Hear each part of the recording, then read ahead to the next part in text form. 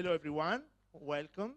I'm very happy tonight to have here in the Domus Academy Giulia Prezioso Maramotti, Omnichannel Retail Director, Global Ambassador di Max Mara.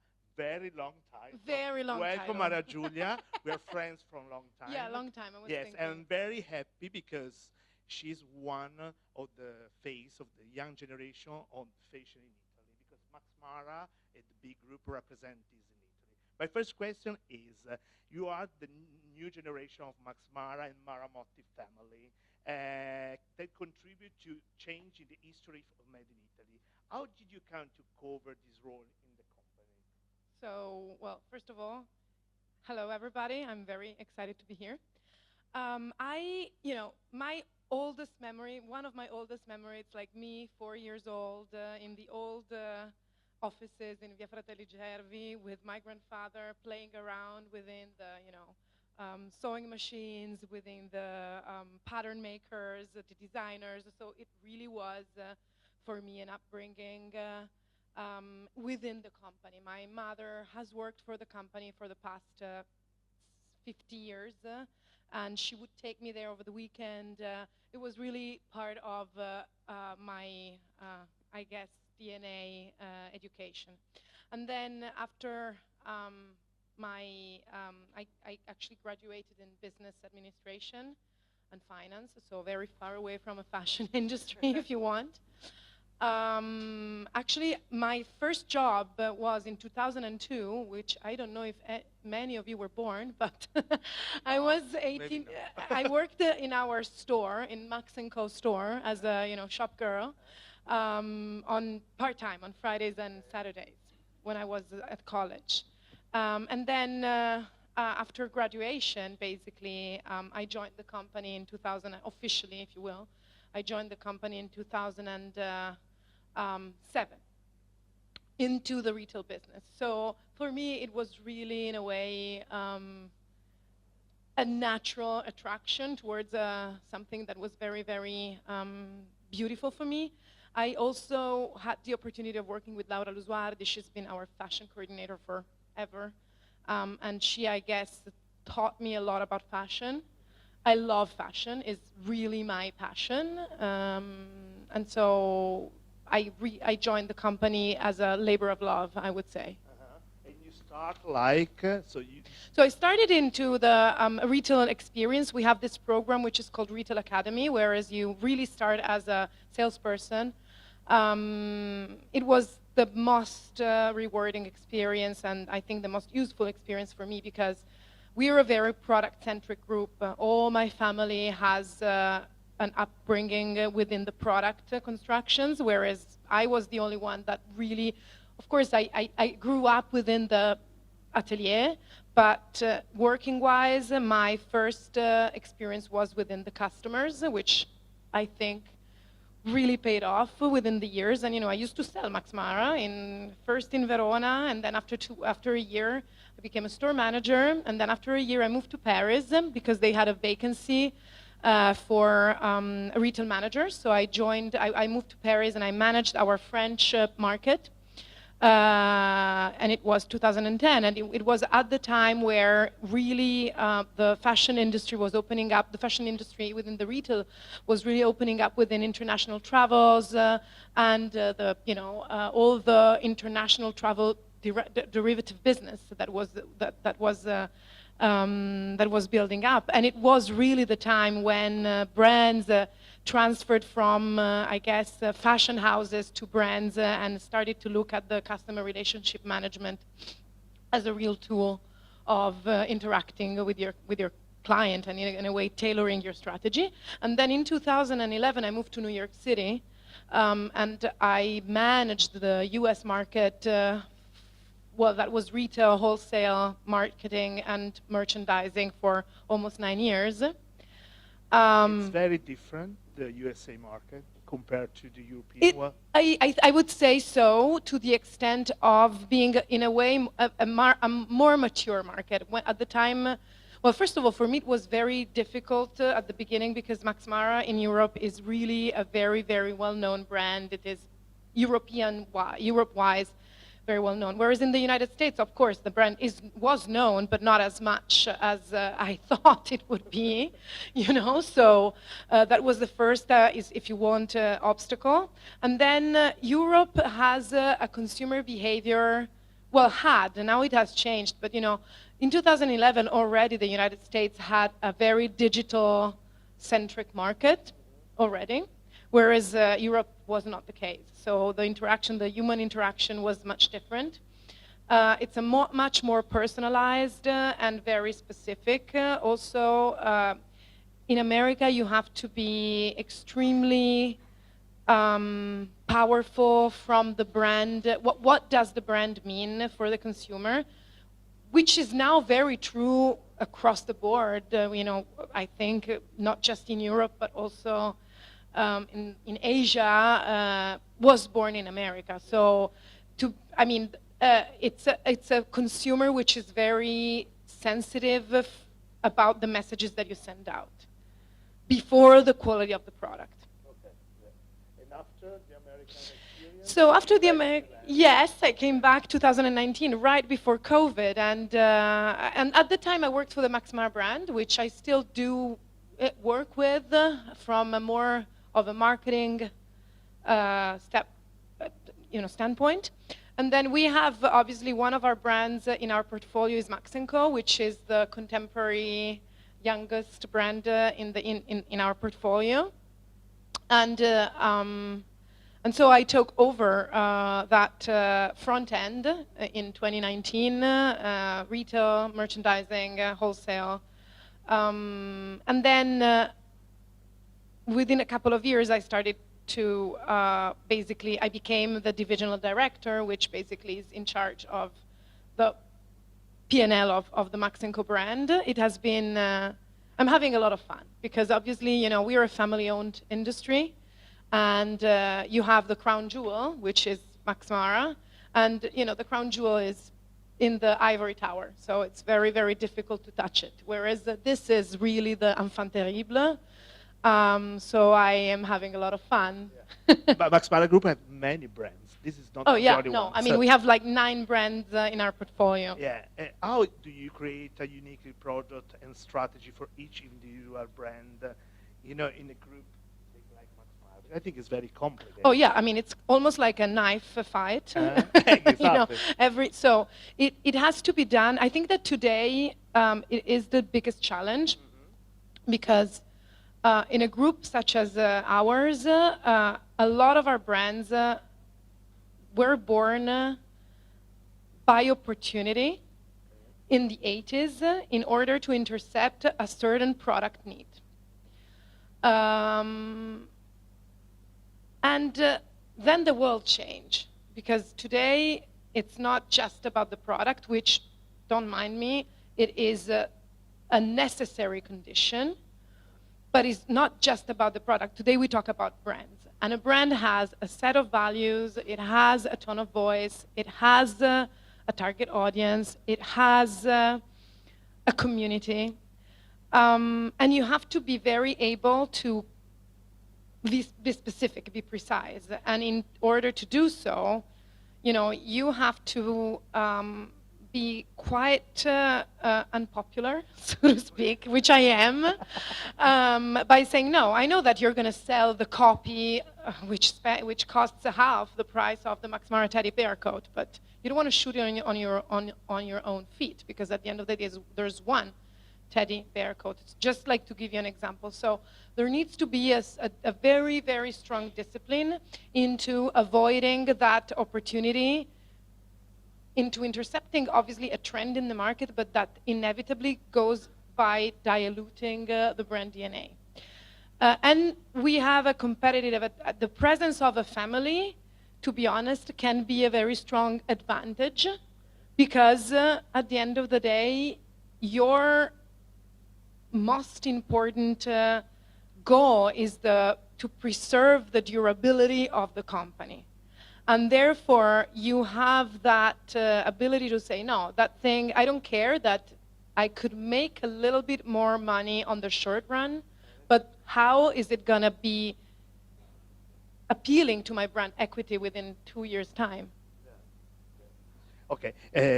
Another question is, in this moment, the fashion world is completely changed, no? Because luxury brand are abording accessibility and exclusivity, but low-cost brands become label. Brands, yeah, yeah.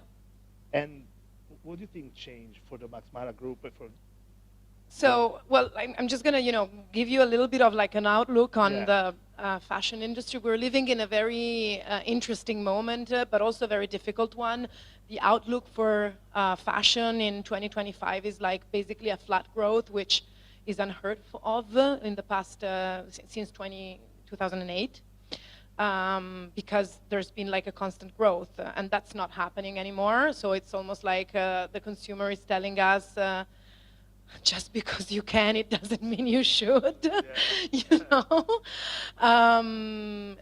This basically is telling us that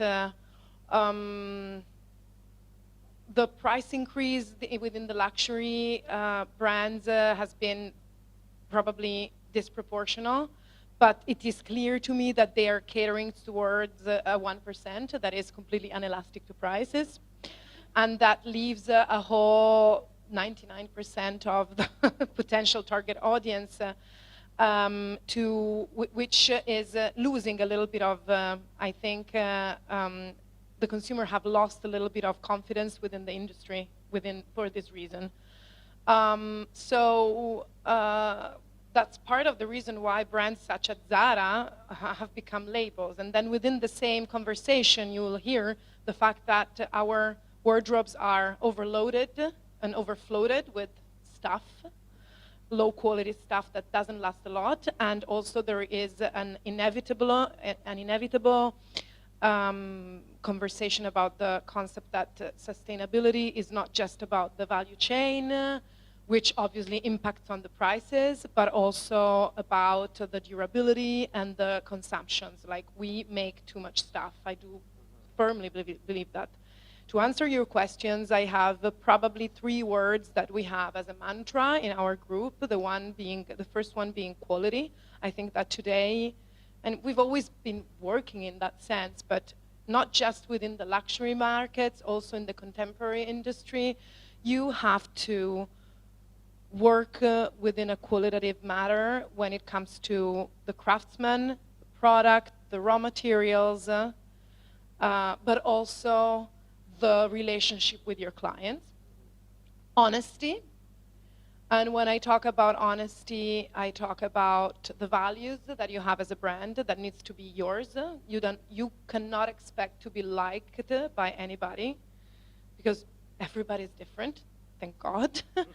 But you have to be honest about what you do, how you do it, what your DNA is, and also what you're good at doing and what you're not good at doing. That's probably the most difficult thing. 3, less is more. Less collections, more precise, more easy to comprehend, less items. I think that today the consumer would rather pay a premium over something that it's interesting, it's creatively interesting, it's new, it's well done, it means something. And these are and obviously we talked about the differentiation, right? I mean, we have like 9 brands in our portfolio, so you really want every brand to take its own pattern and might be catering towards the same person, but for different reasons, which means that there's no cannibalization. Okay. And before you're talking about, a precise strategy, so if we're talking about Max & Co, it's my baby. Exactly, it's your baby. Max & Co do a lot of collaboration, capsule collection with stylists, designer, creative. This is a strategy. It is born when? Why?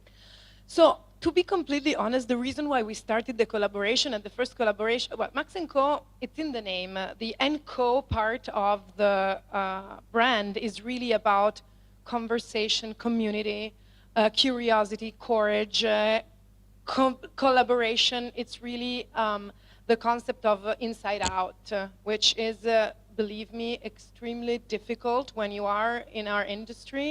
We're so self-referenced, pricks sometimes, excuse my language, that it's very important to never lose the never lose the contact or that other side. So we started our partnerships back in the 90s. We partnered with the Keith Haring Foundation or Borsalino. So we've had like, you know, things, or Superga back in the days. And then that was like a project that we instated in a way with Margherita, whom obviously Margherita Maccapani Missoni.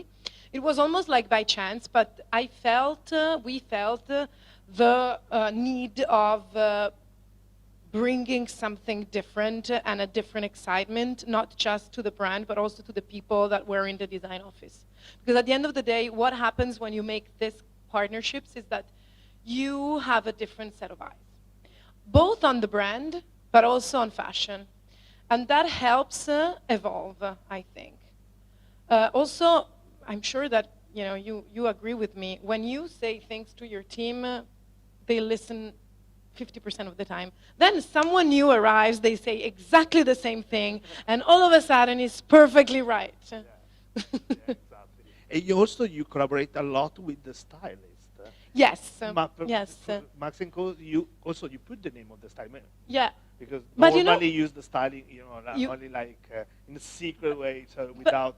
But exactly, it's like the behind the scene. But you know why? Because for Max & Co, the styling is part of the brand. Cioè, Max & Co is a brand that was built upon styling, because the history of the brand, very few people know.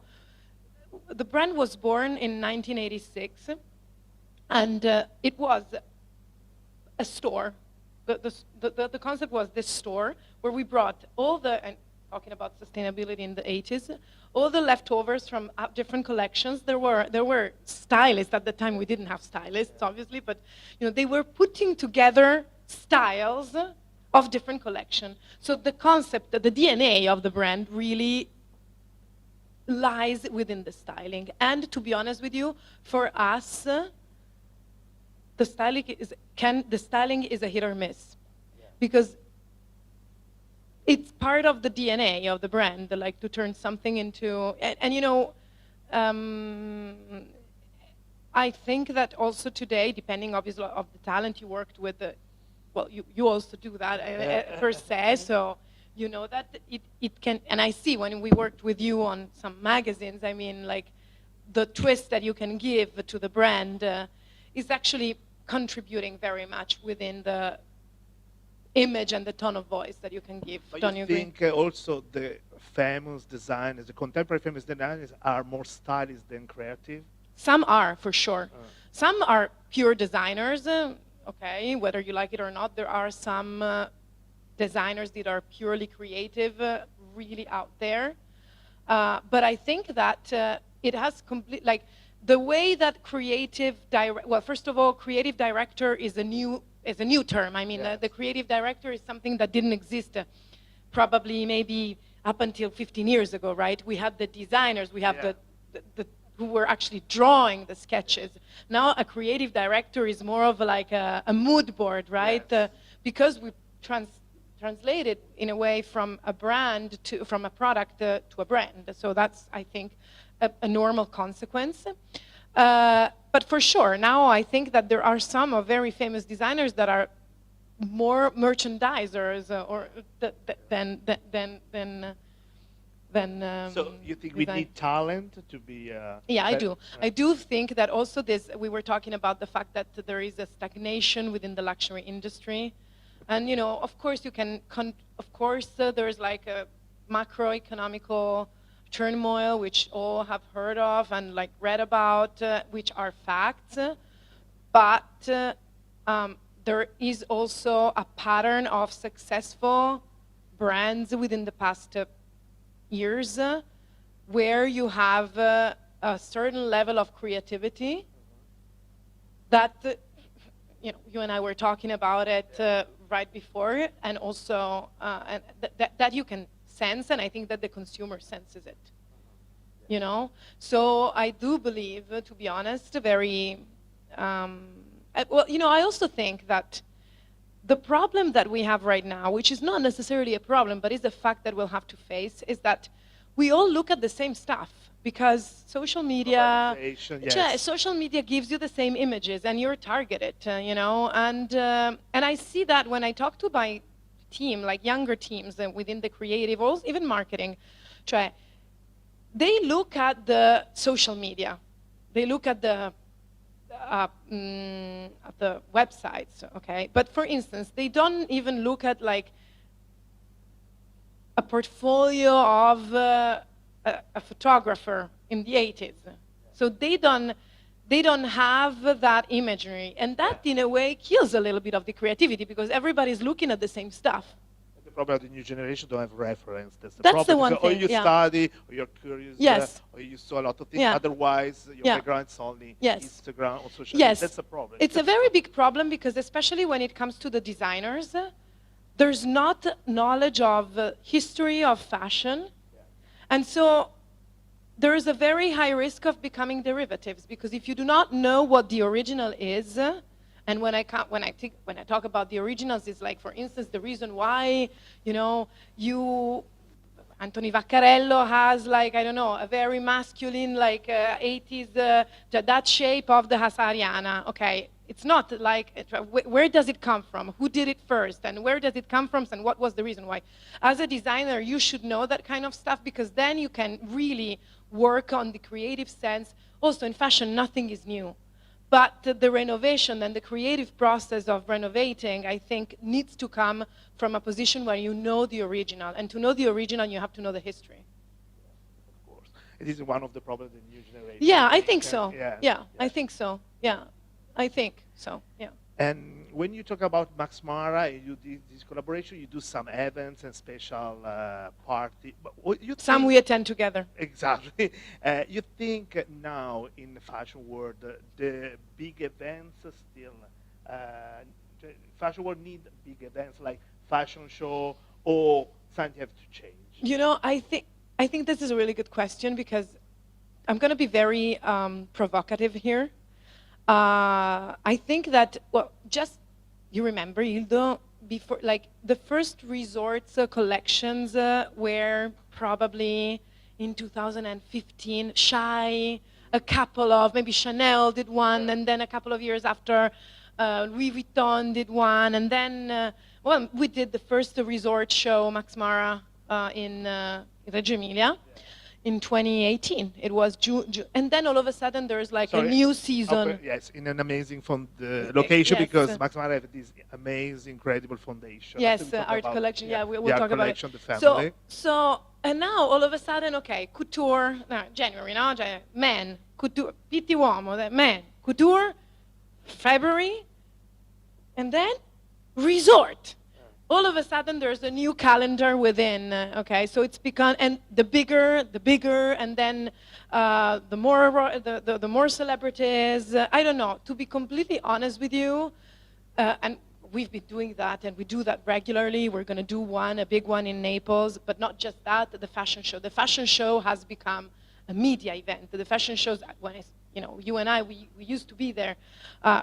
It was closed doors. It was a way to show your buyers your clothing, very simply put. And now it has been, and then for a sudden we all thought, oh my God, fashion shows are over, influence, no? And then no, they weren't over because they were this big, huge media investment where just this afternoon, I was looking at the video of the Valentino Couture event. Couture was, up until 10 years ago, a very selective way to invite your top clients that would come, they would see your beautiful clothes, they would order it, and that, basta. Now it is just another event. My opinion, I think that we're probably, first of all, I don't know how much juice you have, like, within a creative person to have, like, 4 and 5 and 6 shows with the pressure and, like, everything. And then how many more shots of influencers can we expect, and then, so to answer your question, I mean, it was a provocative, if you want, conversation on the end, but I do think that it is an important moment, obviously, to show the brand, to show the world who you are. I think that there's a lot of noise around, so when there's too much noise, probably people don't really hear what you have to say. Yeah. To answer your question. That's the motive, because maybe with your brand, like Max & Co, you do like small things, yeah. very precise. Yeah, very few people. Then and again, I think that what people want right now is really something a little different, a little less, a little more creative, also to that extent, a little less pretentious, in a way, no? Yeah. I have another question. Now the fashion world is, have like big group, represent a lot of brands. Yeah. So Max Mara represent one of the most big in group Italy. in Italy. Yeah. So I'm going to tell you this because in the fashion industry. No, but within the fashion industry, just to give you a sense of how polarized our industry is, 80% of annual profits within the fashion industry, and not just luxury, but fashion industry, that includes Nike, Adidas, 80% of the profits is produced by 10 companies. The top 10 companies in our industry produce 80%. Top 5 produce 90% of the profits. So obviously it is a very polarized industry. The good news, I think, is that there are still brands that are groups, in a way, that are independent. And I think that our group, in a way, represents a very positive example, not just our groups. We have different groups in Italy that have the same health status, thankfully. OTB, but even, they're listed, but Ferragamo, or even Moncler, even though they're listed, still Prada, still Italian for the moment. Prada, yes. Giorgio Armani, just to name a few. But even the Gruppo Calzedonia, there's and of course, we're talking. When we talk about fashion, we don't always have to think luxury in a way, no? But I do believe that today, you need to be, we have a very big advantage, and the fact that you're a family-owned business, to be honest with you, it is a very big advantage, because, we're not listed, so you don't really have the quarterly pressure of selling more stocks. That's a very important thing when you want to improve your quality, when you have to set up a strategy, which can be which can take time to implement. 2, it's a very tough world out there. So as a group, you have to be very healthy, which means that your investments cannot even be, Dior has probably a marketing budget of $1 billion per year. Max Mara Fashion Group's total turnover is $2 billion. So you see that right there, there's no competition when it comes to the marketing spend. I think that the good thing about fashion is that though money is not the only leverage, I think. You can do a lot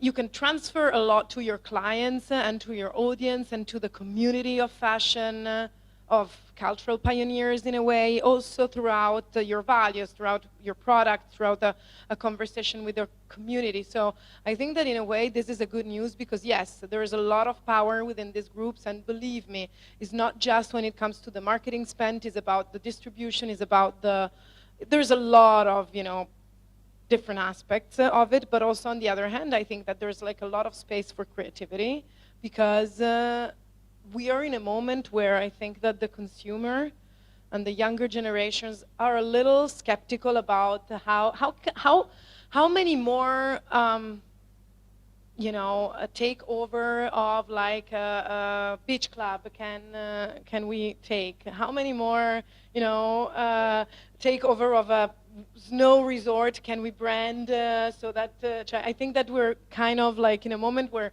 younger generation are okay, I've had enough of that. Do you think we have space in this new definition of fashion world of new design? Because in the past, in the 60s, it was very easy. Yes, it was. Creative, and you know, talent, was easy also find money maybe to, you know, build that. It proper was brand. much easier to find money. And yeah. now I think it's very I complicated. think it's very complicated. I am not going to lie to you guys. It's not an easy moment for a younger designer. It was much easier because well, first of all, right now, there's also been like this, I think, contamination within finance and fashion. Like a lot of private equity funds have invested, not necessarily in a successful way.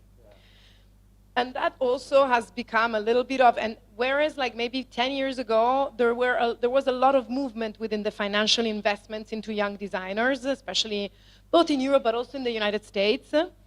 Now they don't. Now there's like a lot of due diligence, there's a lot, and ultimately, it's not necessarily as successful because the recipe, the reason why fashion is a very complex world is because there's not one recipe that works for everybody. It would be the biggest mistake, you know, to think that, okay, yes, that works and that, like, you know, yeah, that's something that sells, so let's do in 10 colors. It doesn't really work that way. You know, it's a little more complex than that. That's one of the reasons, because in your label, now Max Mara have like a creative designer, but the other label don't have like a designer. No, we work with different designers. Okay. We have like a lot of different designers. Show the design. No. Well, but that also, okay, you know that in Max Mara we do have a creative director, but he has a team of 35 people that work with him. So it's like not just him. It's like there's like a process and there's like a lot of work, which is a collective work, to be honest. It was a choice for us never to relay ourselves to a creative director, because at the end of the day, the world at Max Mara doesn't begin and end with one single person, you know? It is about the brand, it is about an heritage which has been 75 years long, you know? I think at some point have to be also the future of the big brand, because, you know, change every season someone. It's like the chair game. Yeah, exactly. I'm sorry. It's like now, the chair game. Now. I'm losing track.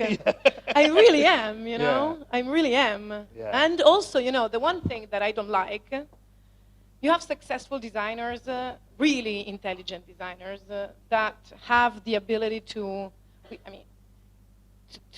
and you know, guys, I love fashion, so for me that's really about, not just about looking at competitors.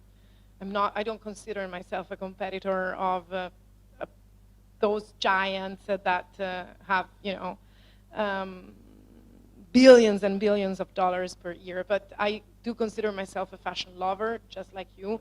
So for me, it is beautiful when you see someone, a creative director, someone that takes over a maison or a house of brands, and they do an archive study, and they are gentle when the heritage, but creative and not derivative. And then you have the examples where, okay, they go and then it's like a copycat of what they did elsewhere, which doesn't necessarily mean that it's going to be, it might be successful from a sales standpoint, but probably not that durable, because guess what? Trends change, consumer change. So what worked 10 years ago doesn't necessarily work today. You think we have some country around the world really interesting at the moment, or some designer, I don't know, for you? Okay, I look very often at the Copenhagen Fashion Week because I think that it's like a little bit more out there, it's younger, it's definitely not luxury, it's not luxury, it's like high-end, but I think that within the northern part of Europe, there are definitely some interesting, designers out there. I also like the idea of like some very niche brand which are which took the street fashion and are elevating it. I mean, I'm going to mention Fear of God just to say one, but like there is like a bunch of, there's a Japanese brand which is called Orali, which is also quite out there in terms of like quality and the idea of like mixing street fashion within sartorialism. There was a couple of years ago a Japanese very talented designer, Sechu, which I really kind of think that his work is out there. And then, honestly, I can't wait to see. I really am looking forward to see the new generations of designers, because I'm going to be very tough. There's not.